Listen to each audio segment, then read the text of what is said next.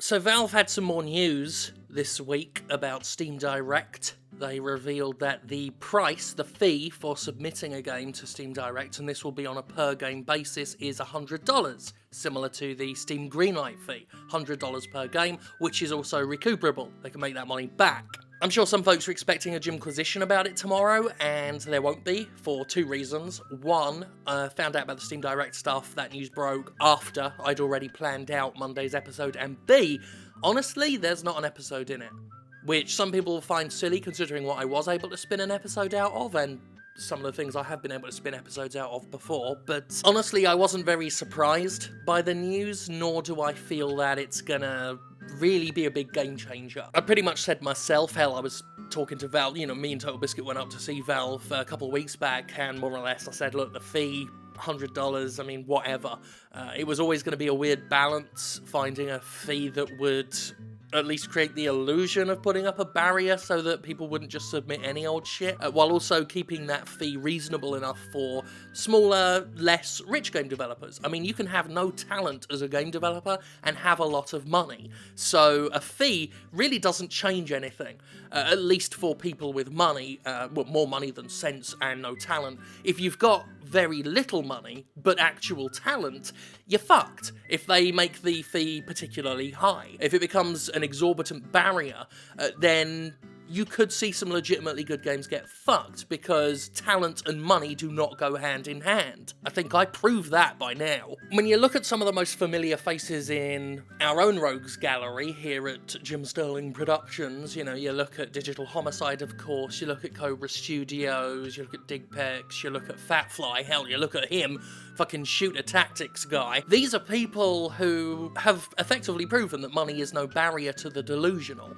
When you have these delusions of grandeur, when you think that you can do no wrong, when you make an asset flip of a game that has no creativity gone into it, and yet still have a sense of creative pride to get wounded when someone criticizes the crap you've peddled out. I'm of the mindset that the fee could be $100 or it could be $100 million, and some idiots would still go for it. In fact, if anything, the higher the fee, the more of a fucking tit you've got to be to go for it. So I really don't think that higher fees would necessarily result in better games. I just think we'd get even more crack jobs going for it. Some people have looked at this fee news and they've said, the floodgates are reopening, but that would assume the floodgates were ever intended to close. The floodgates themselves are always open for business.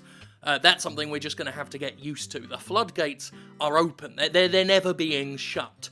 What Valve are hoping for is that, the death of the way that cards operate, what you can do with trading cards, will dissuade asset flippers from putting stuff on Steam, because they make their money from trading cards. And that's something that is yet to be seen. That's something we're just going to have to wait and see. We're going to have to see how Steam Direct handles all that stuff. We're going to see how their new algorithms and all this stuff have been improved with Steam Direct to make sure that this stuff doesn't flood people's store pages and bury good games. But it is ironic that Steam is calling its service Direct, because Direct is how Valve does not want to handle any of the problems Steam has.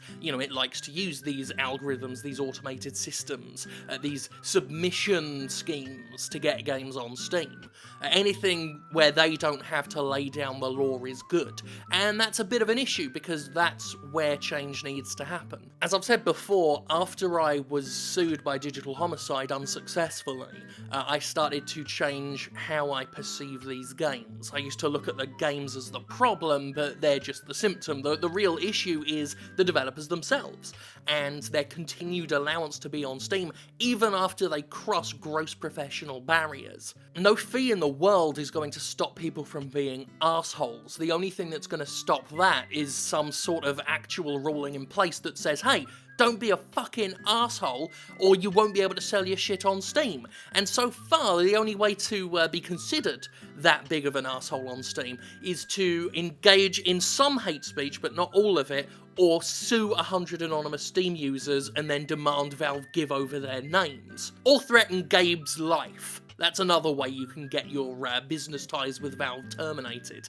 But I'll save deeper thoughts on that for a later time, because that is a Jimquisition topic in the making. That is something I can talk about, and that is something that I'm probably going to save until more than this comes out about Steam Direct. And I do really want to see it in action before I start tearing into it, before I start saying things like, oh, you know, Steam's still going to be the same old shit. Not because I've got some sort of burning faith that Valve's going to come through and deliver some sort of excellent surprise system. I, along with many other people, am expecting a lot of business as usual when it comes to Steam. As I've said, I think the Steam cleaner is going to have his work cut out for him in the ensuing months still.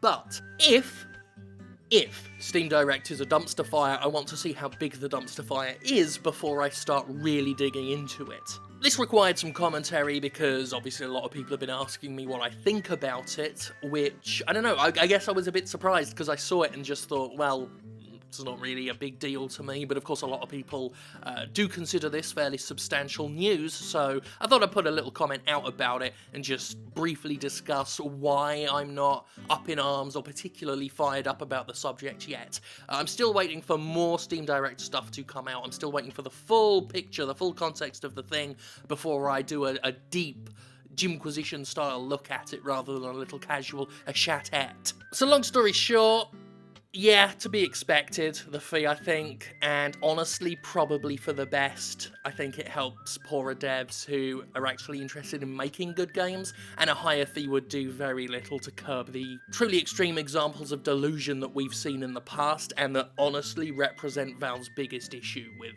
any of this stuff. And that's that anyway. Tatty bye.